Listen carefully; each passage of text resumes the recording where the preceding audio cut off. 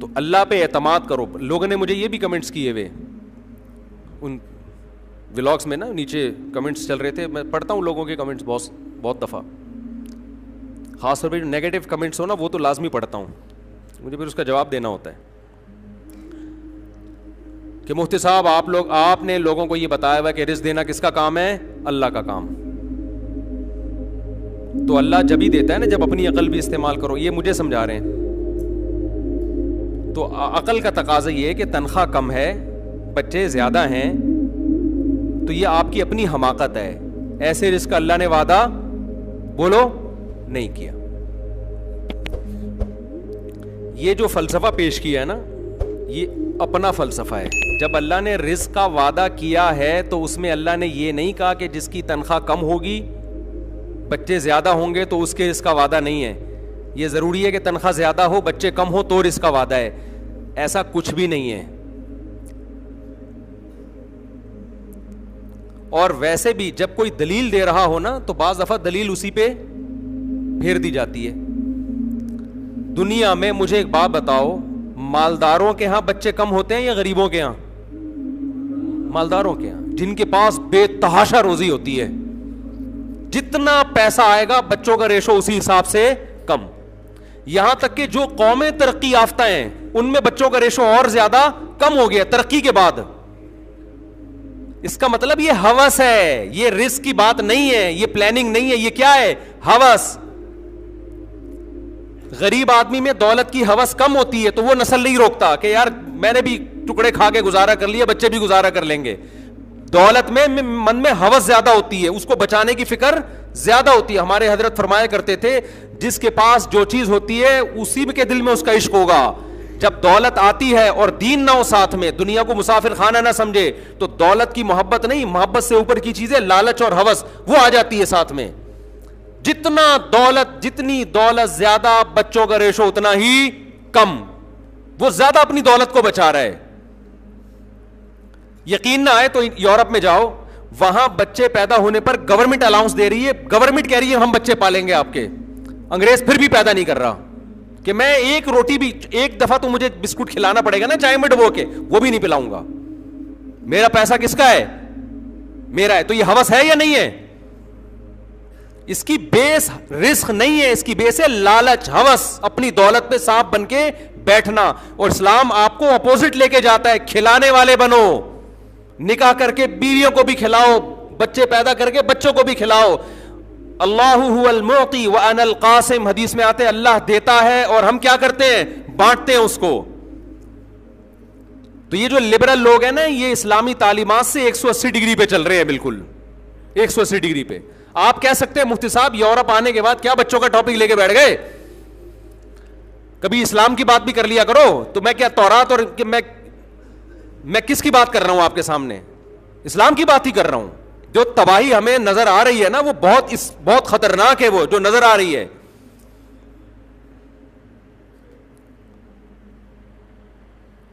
کیونکہ اس سے نسل روکنے کے جو اخلاقی نقصانات ہیں, اخلاقی, ابھی تو میں صرف وہ نقصانات بتا رہا ہوں جو فیوچر میں آپ کو ہوں گے. جو اخلاقی نقصانات ہیں وہ اتنے ڈینجرس ہیں کہ آپ کی روح کانپنے لگے. کیوں؟ جب نسل نہیں چاہیے تو پھر جلدی شادی بھی بولو نہیں چاہیے. کیونکہ آج کل ایجوکیشن کو مسلط اتنا کر لیا ہے کہ بھائی شادی کریں گے تو پڑھیں گے کیسے, بچہ ہو گیا تو پڑھیں گے کیسے. تو پہلا نقصان یہ. دوسرا نقصان کیا ہوتا ہے کہ آپ میں ہوس پیدا ہوتی ہے. ساری دولت کس کی ہے؟ بولو میری. یہ ہوس, یہ نقصان, یہ اخلاقی برائی, یہ نقصان کم ہے کیا؟ تیسری, اللہ پہ اعتماد اور توکل بالکل کیا ہو جائے گا؟ ختم. ساری نظر کس پہ ہوگی؟ اپنے دولت پہ. مسلمان اللہ پہ نظر رکھتا ہے, یار رزق دینے والا کون ہے؟ اللہ. کبھی جیب خالی بھی ہوئی تسلی میں رہے گا, یار دینے والا کون ہے؟ اللہ.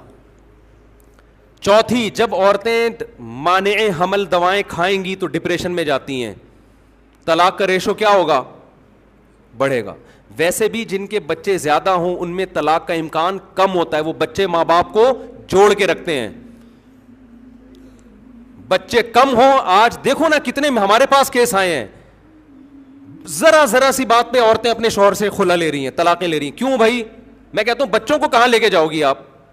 بھائی 2 بچے ہیں, ایک 7 سال کا ہو گیا, ایک 10 سال کا ہو گیا, تو اب ضرورت ہی نہیں ہے, خرچہ کورٹ سے بندوا دیں گے, میاں دیتا رہے گا.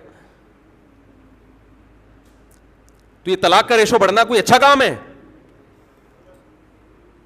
اولاد زیادہ ہو, میاں بیوی ایک دوسرے کو بھول کے کس کی خاطر نباہ کرتے ہیں؟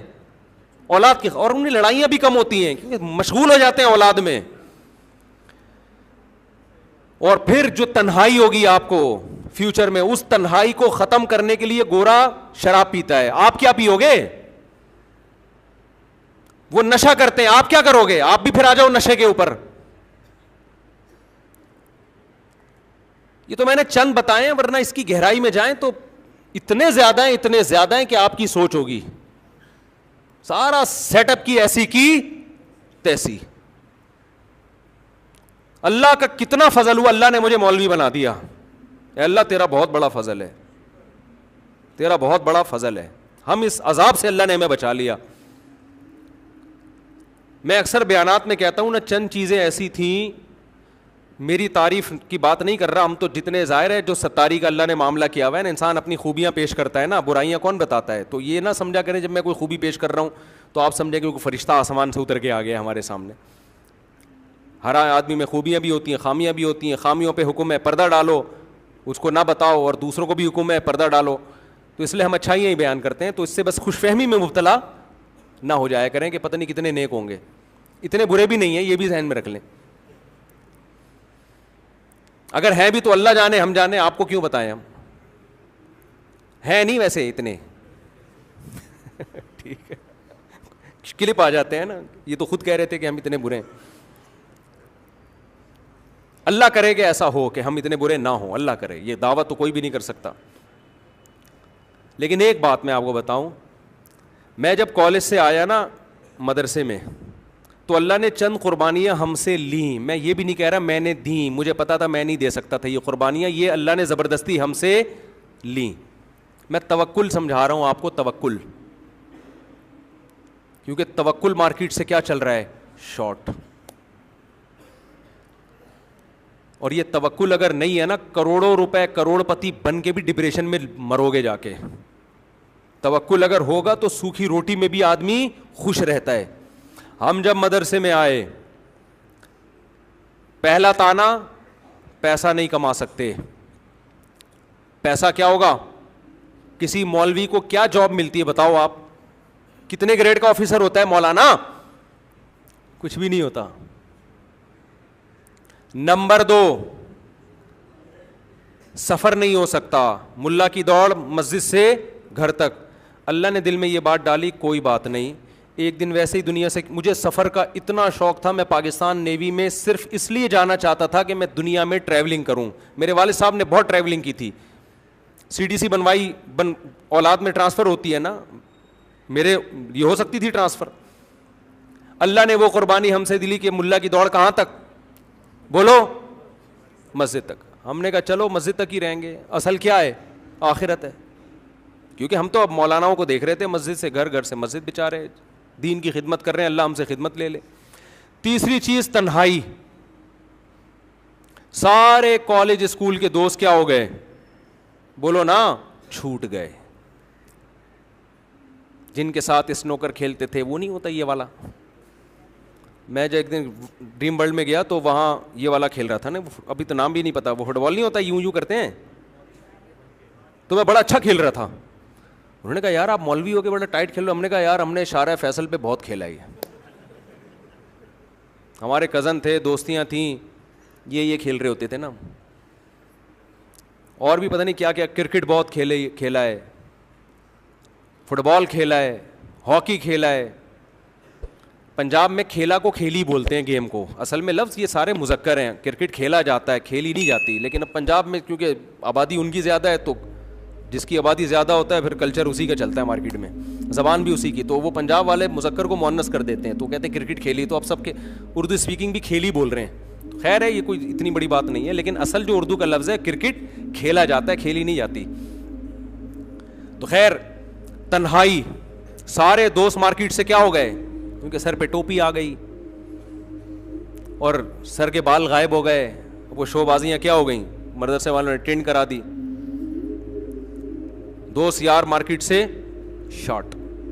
اور کمال کی بات ہے ہمارا مدرسہ اتنا چھوٹا تھا کہ اس میں بھی دوستیاں نہیں ہوئی ہماری, کیونکہ اپنی کلاس میں میں وحدہ لا شریک لہو تھا, اکیلا. ہمارے استاذ کہتے تھے وحدہ لا شریک لہو. 2 طالب علم تھے جو مجھ سے سینئر تھے, 4 مجھ سے اور اوپر, تو 4 6 8 طلبہ تھے ٹوٹل. تو یہ تیسری چیز ہو گئی تنہائی. چوتھی چیز تانے ملتے تھے, کوئی رشتہ نہیں دے گا. مولویوں کو کون پوچھتا ہے میرے بھائی, سمجھتے ہو؟ کوئی رشتہ بولو نہیں دے گا, کیونکہ تنخواہ نہیں ہوگی. اور مولویوں کی تو تنخواہیں بھی ہوں تو بھی لوگ نہیں پوچھتے, کہ ڈرتے ہیں پتہ نہیں یار بیگم کو رسی سے باندھ کے رکھے گا, مارے گا, پیٹے گا, روزانہ لاتے گھسے. لوگوں نے ایک مولویوں کا ایسا کانسیپٹ سوسائٹی میں دیا ہوا. تو رشتہ مارکیٹ سے کیا ہوگا؟ شارٹ ہوگا. تو اللہ تعالیٰ نے مولوی بننے کے بعد, اور ہم نے ان چیزوں پہ کمپرومائز کر لیا تھا, ذہنی طور پر تیار تھے کہ یہ رشتے کا یہ تھا کہ ایک آدھ تو مل جائے گی, یہ تھا. اتنا نہیں تھا کہ ایک بھی نہیں ہوگی, یہ تھا کہ یار کوئی نہ کوئی آڑی ترچی ہمیں بھی کوئی پہنا دے گا. تو ہم نے سوچا چلو گزارا چلائیں گے یار. تو اب جب میرے سفر شروع ہوئے, ذہن میں تھا کہ سفر مجھے, اور 5 سال پہلے کسی نے کہا اللہ آپ کو دنیا میں سفر کرائے گا. میں نے کہا یار مجھے سفر کا نہیں لگتا, کیوں کرائے گا ہمیں کوئی. تو اللہ تعالیٰ نے سارے کام کیا کر دیے, تنہائی ایسی دور ہوئی ہے کہ اب میں لوگوں سے بھاگ رہا ہوں, لوگ پیچھے پیچھے بولو بھاگ رہے. یہ جو آپ دیکھ رہے ہیں نا درس ہو رہے ہیں, دنیا سن رہی ہے, مجھے وہ دن یاد ہے, میں بیٹھا ہوں کوئی بھی نہیں سن رہا. سمجھتے ہو کہ نہیں سمجھتے؟ درس قرآن کے لیے بیٹھا, ایک بندہ بھی درس میں نہیں بیٹھا. یہ ہمارے پرانے دوستوں سے پوچھ لیں آپ, وہ دن یاد ہے, بیٹھا ہوں تو 2 آدمی بیٹھے ہیں. اور آج میرے جو چینل پہ درس قرآن چل رہے ہیں, یہ درس میں نے 1 مہینہ صرف ایک آدمی کو دیا ہے, جو آج لاکھوں لوگ سن رہے ہیں. ایسا بھی ہوا کہ ہم نے مسجد میں درس شروع کیا, شاگرد کتنے ہیں؟ 1, اسی کو دے رہے ہیں بس درس. بیان میں 4 آدمی بیٹھے ہوئے ہیں, بس پورا بیان. بعض دفعہ 3 آدمی بیٹھے ہیں, بعض دفعہ 1 آدمی, لیکن پراپر ہم کیا کرتے رہے, اپنی ذمہ داری. ہم نے یہ نہیں دیکھا کراؤڈ ہے یا نہیں ہے. میں اپنی تعریف نہیں کر رہا, ہم جتنے پانی میں ہمیں پتا ہے. میں آپ لوگوں کو صرف موٹیویٹ کر رہا ہوں کہ کچھ اللہ پہ بھی چھوڑ دو, دنیا کی فکر مت کرو. ہمارے حضرت فرمایا کرتے تھے, اچھا سب سے بڑی فکر تو رزق کی تھی نا, رزق کہاں سے آئے گا. تو میں جب مدرسے میں گیا تو ہمارے حضرت کا پہلا بیان ہی ہوا ملا کا رزق. حضرت نے فرمایا مولوی کو چاہیے رزق کی فکر چھوڑ دے, رزق ٹکرے مار مار کے آئے گا. سمجھتے ہو کہ نہیں سمجھتے؟ ایسے روزی آئے گی. لیکن اگر رزق کے پیچھے بھاگنا شروع کر دیا, لالچ آ گئی, حضرت نے فرمایا کہ پھر اللہ ساری زندگی مخلوق کا محتاج بنا کے رکھے گا, ساری زندگی مانگنے میں گزرے گی. پھر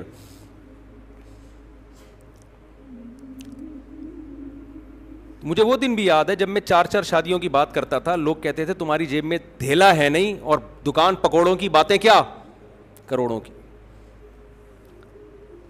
انہوں نے میرا ماضی نہیں دیکھا نا, وہ یہ تبصرے کر رہے ہیں. آج لوگ کہہ رہے ہیں ابے پیسہ ہے اور شہرت ہے تو ظاہر ہے 15 بچے پالنا آسان ہے.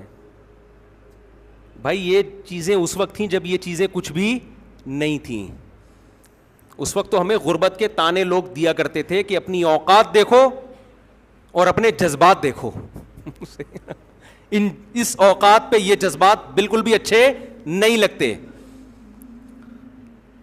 ہم لوگوں کو سمجھاتے تھے کہ بھئی یہ تو قرآن میں اللہ نے وعدہ کیا ہے, اس کا یہ مطلب ہے, اس کا وہ کہتے تھے مطلب کا یہ مطلب ہے. پھر ہم اس کا پوری رات میرے مناظرے ہوتے تھے.